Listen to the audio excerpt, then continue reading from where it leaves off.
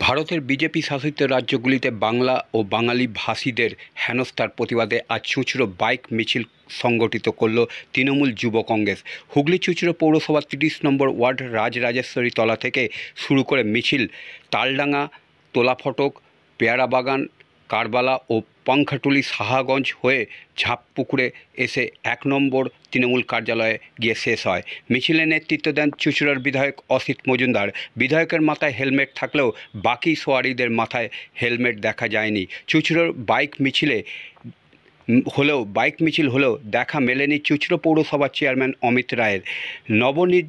নিযুক্ত শহরের তৃণমূল কংগ্রেসের সভাপতি শ্যামাপ্রসাদ মুখোপাধ্যায় ও হুগলি শ্রীরামপুর সাংগঠনিক জেলার সভানেত্রী প্রিয়াঙ্কা অধিকারীকেও দেখা মেলেনি। প্রিয়াঙ্কা যদিও চুঁচুড়ার বাসিন্দা। এই প্রসঙ্গে হুগলি জেলা বিজেপির সাধারণ সম্পাদক সুরেশ সাহু বলেন যে বাংলা ও বাঙালির জন্য তৃণমূল কোনো চিন্তা করে না, তাই 26,000 শিক্ষকের চাকরি যাওয়ার পরও তাদের রাস্তায় নামতে হচ্ছে।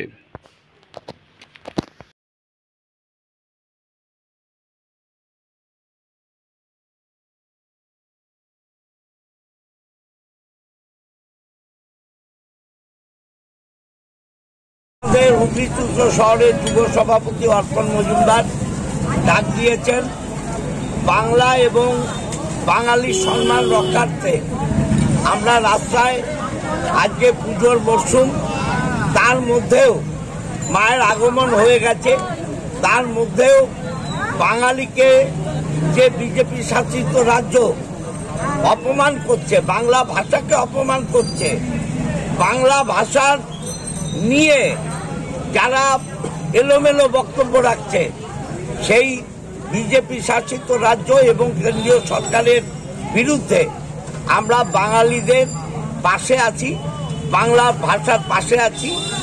আর বাঙালিদের যে ইতিহাস, সেই ইতিহাসের সাথে আছে।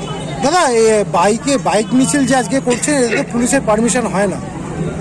দেখুন, এটা নির্বাচনের সময়, আপনাদের কোনো আইন কানুন সম্বন্ধে জ্ঞান নেই, যা খুশি তাই বললেই হয় না।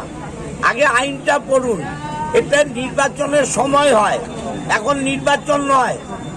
বাইক মিছিল হবে কি হবে না সেটা দল ঠিক করবে। আচ্ছা দাদা, দেখা যাচ্ছে যে শ্রীরামপুর সাংগঠনিক যুবর যে সভাপতি এবং নবাগত শহরের যে তৃণমূলের সভাপতি হয়েছেন, তাকে এই মিছিলে দেখা যাচ্ছে। আরে ভাই, যুব সভাপতি ডেকেছে, এর সাথে জেলার কি আছে?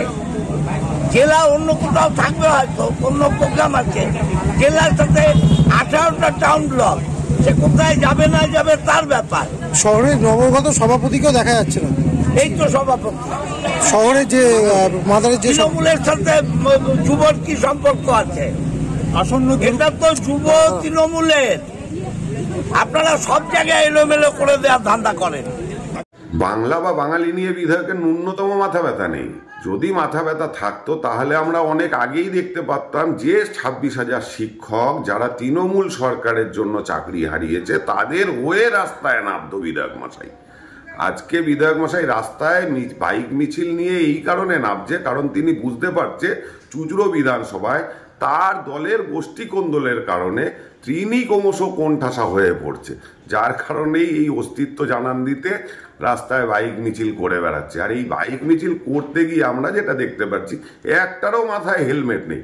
মানে তৃণমূল সরকার আইন তৈরি করছে, আর তৃণমূলের দলবল তারা রোজ আইন হাতে নিয়ে আইন ভাঙছে।